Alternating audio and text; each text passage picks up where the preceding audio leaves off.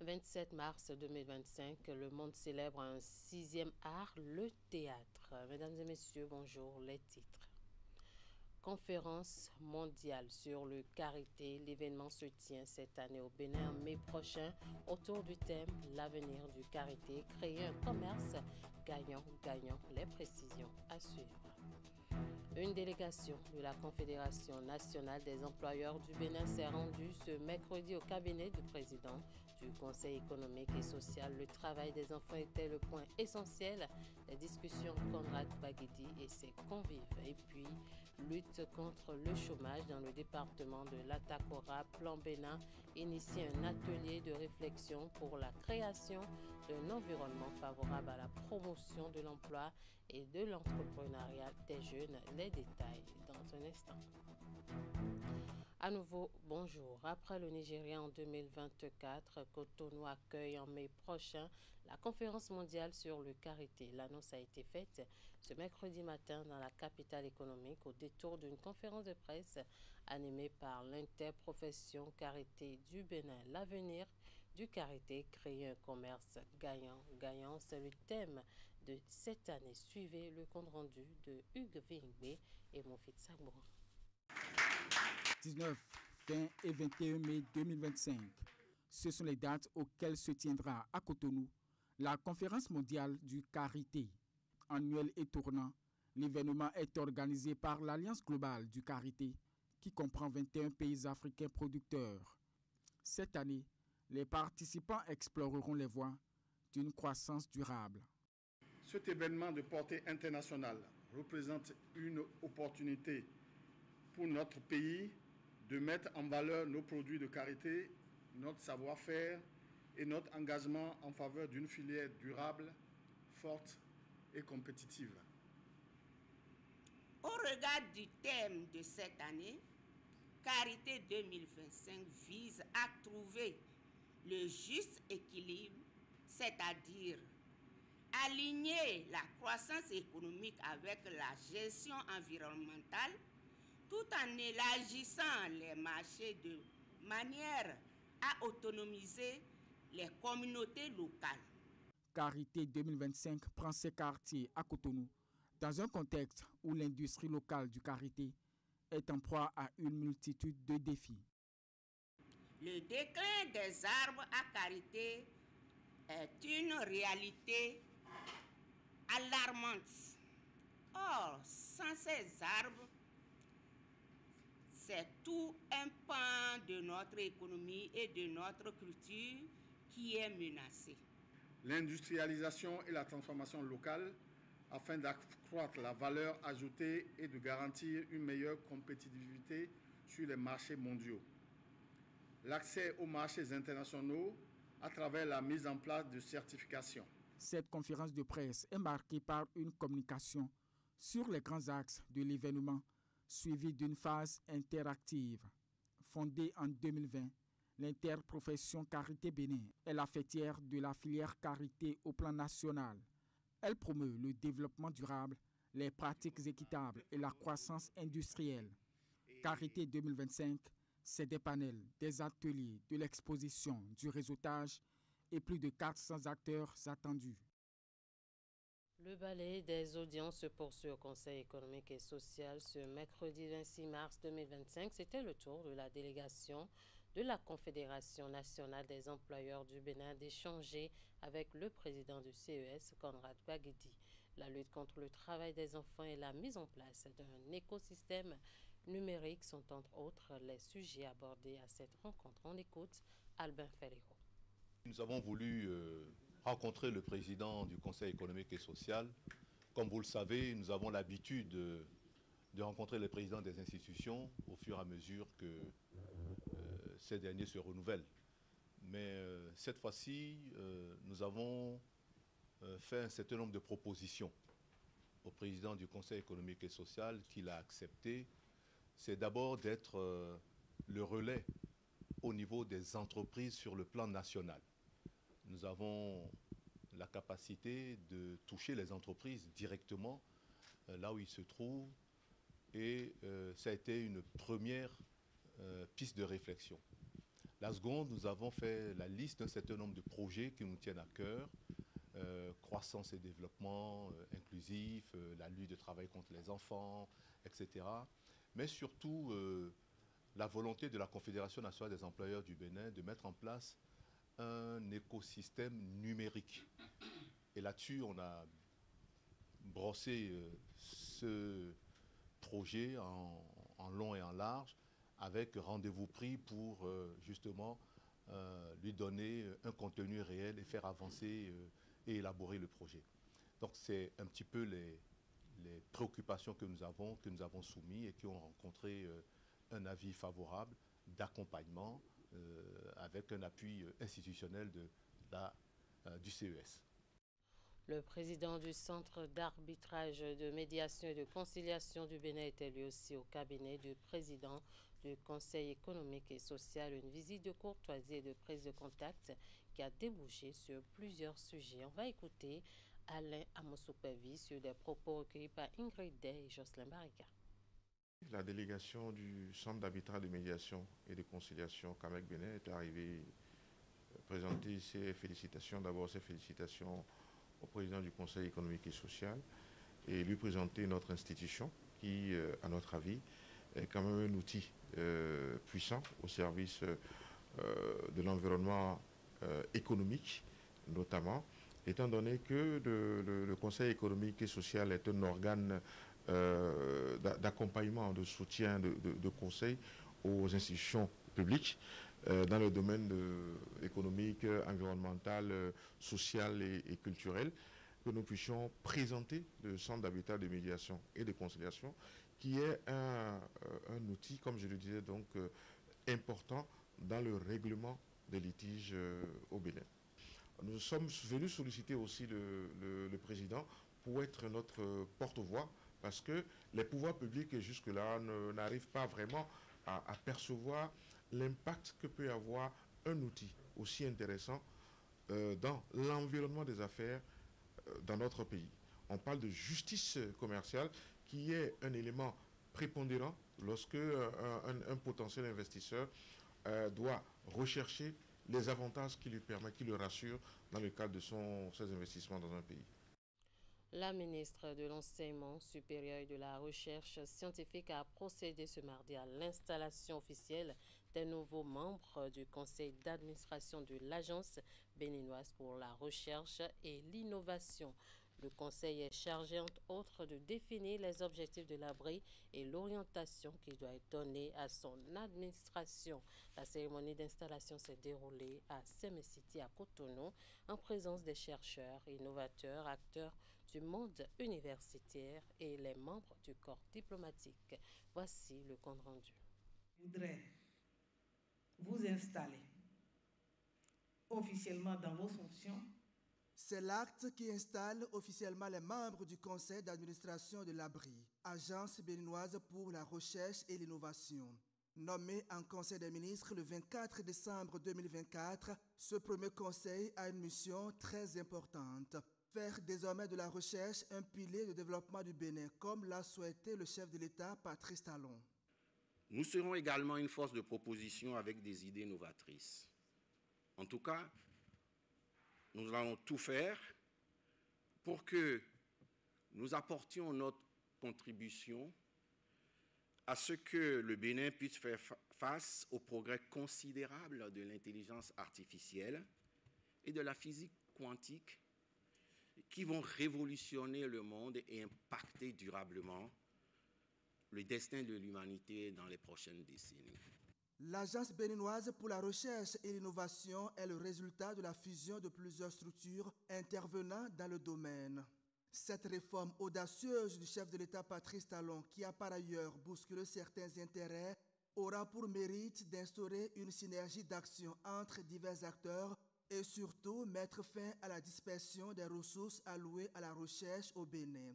L'ABRI veut aussi décloisonner la recherche vers les entreprises pour plus d'impact. Il n'est plus possible et il n'est même plus permis que nous ne puissions pas nous documenter pour regarder qu'est-ce que nous avons chez nous. Il n'est plus permis avec ABRI. ABRI va nous aider à sceller cela. Les chercheurs, ce qui a lieu de faire les préoccupe tellement qu'ils ont la tête dans les éprouvettes, la tête dans le matériel, la tête un peu partout dans les laboratoires. Et ils peuvent ne même plus s'imaginer qu'à côté d'eux, il se trouve une entreprise. Il faut que ABRI trouve cette solution et les sorte de temps en temps pour dire « Est-ce que vous savez qu'il y a ceci à côté de vous ?» Et ça, c'est le rôle d'ABRI. Composé de 7 membres, ce conseil d'administration a un mandat de 3 ans. 3 ans au bout desquels ces actions seront évaluées afin de tirer les conclusions de la pertinence ou non de cette réforme opérée par le gouvernement du président Patrice Talon.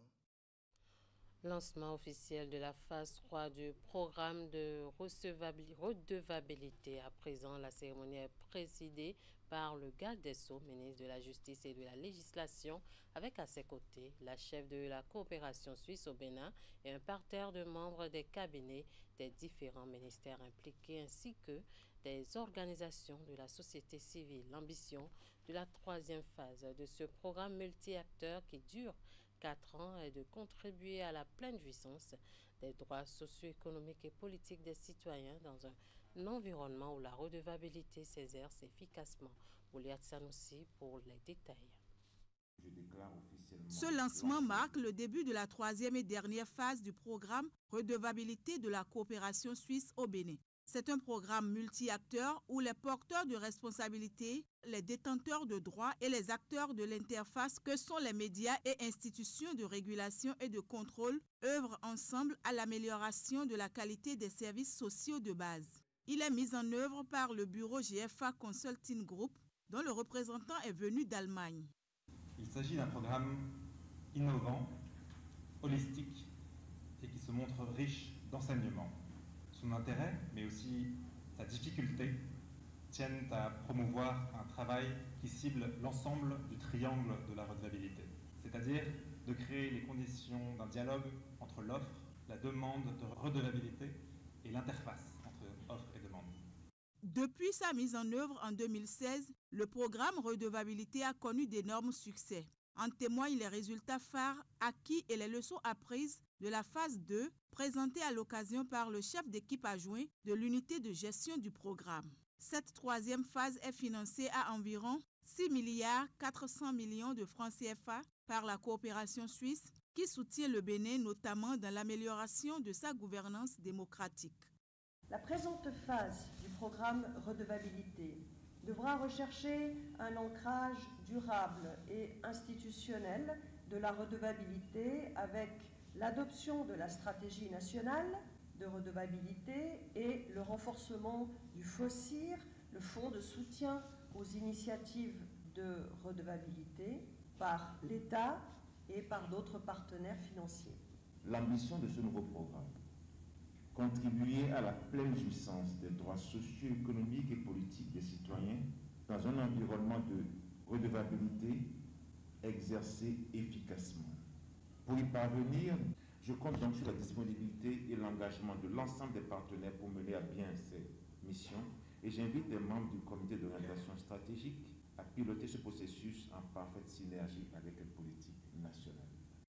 Cette 3e phase 2024-2028 du programme Redevabilité couvrira tous les 12 départements du Bénin. Elle touchera des groupes cibles à 3 niveaux, micro, méso et macro. Il s'agit entre autres des citoyens, élus locaux, communes, services déconcentrés de l'État, OSC et médias. Dans la suite de cette édition, les pratiques en matière de gestion des ressources publiques en Afrique vont changer dans les jours à venir. Les acteurs de la chaîne de dépenses et les partenaires au développement se préparent déjà à ces transformations dues au contexte mondial actuel. Pour y parvenir, ces acteurs mènent ensemble pour 2 jours un dialogue de haut niveau sur les systèmes de finances publiques du continent en mettant en exergue la responsabilité et la transparence. Les travaux ont démarré ce mardi à Cotonou sous l'égide du Programme de développement des Nations Unies. Voici le compte rendu. Les panels vont se succéder à tour de rôle pour mieux penser les finances publiques en Afrique à l'aide de la diminution de cagnottes d'aide annoncée par certains partenaires au développement. Le Programme de développement des Nations Unies PNUD crée donc cet espace entre décideurs et partenaires au développement dans le but de réfléchir aux innovations pouvant mettre la responsabilité et la transparence au cœur de la modernisation des systèmes de finances publiques sur le continent. Ce dialogue est une opportunité unique pour partager les meilleures pratiques, apprendre les unes des autres et tracer ensemble une feuille de route pour renforcer la gouvernance financière en Afrique. L'équilibre parfait est recherché entre innovation, sécurité et durabilité dans la gestion intégrée des ressources. 8 sessions sont prévues. Elles traitent de problématiques variées, lutte contre les flux financiers, politique et administration fiscale, transformation numérique, système de contrôle résilient, les tendances et défis en matière de gouvernance et plein d'autres préoccupations. L'amélioration de l'efficacité, de la transparence et de la redevabilité dans la gestion des finances publiques est en effet un enjeu fondamental pour la stabilité économique et la prospérité de notre continent. En partageant les meilleures pratiques, en relevant ensemble les défis et en explorant des approches novatrices, nous pouvons identifier des stratégies concrètes pour renforcer les politiques fiscales, améliorer la mobilisation des recettes, assurer une allocation efficace et efficiente des ressources et, in fine, renforcer la transparence et la responsabilité pour un développement durable. La Banque africaine de développement BAD est fortement impliquée dans la tenue et la réussite de ce dialogue de haut niveau à travers l'Institut africain de développement. Son directeur s'est aussi adressé aux parties prenantes au cours de la cérémonie de lancement. Je l'annonçais en début d'édition, Plan international Bénin et l'Association des communes de l'Atakora et de la Donga-Acad se donnent la main pour lutter contre le chômage des jeunes dans les communes de l'Atakora. C'est à travers un atelier qui a mobilisé à Natitingou les élus communaux et les acteurs à divers niveaux de la chaîne de promotion de l'emploi. L'objectif est d'engager des réflexions pour créer un environnement favorable à la promotion de l'emploi et de l'entrepreneuriat des jeunes dans le département de l'Atakora. Alassane Aruna. Engager des réflexions afin de créer un environnement favorable à la promotion de l'emploi et de l'entrepreneuriat des jeunes dans l'Atakora, tel est l'enjeu de cet atelier initié par Plan international Bénin, en synergie avec l'Association des communes de l'Atakora et de la Donga, au profit des élus communaux élargis aux acteurs locaux de la chaîne de promotion de l'emploi.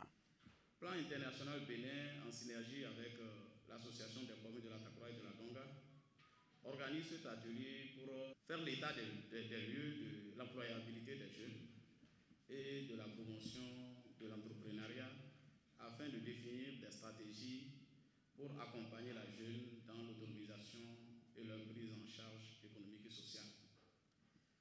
Aujourd'hui, c'est avec fierté et joie que nous participons à cet atelier qui, sans doute, ouvrira de nouvelles portes à la jeunesse de l'Atakora, surtout. Pendant 48 heures, les différentes parties prenantes feront l'état des lieux des offres de services offerts aux jeunes. Elles mettront également en place un plan d'élaboration des plans communaux de promotion de l'emploi et de l'entrepreneuriat dans 3 communes du département. Chers participants, au nom des différents responsables de l'enseignement technique et de la formation professionnelle, nous remercions infiniment la CAD et Plan Bénin International. Les présentes assises interviennent dans un contexte marqué par la crise sécuritaire qui secoue depuis peu la région nord du pays.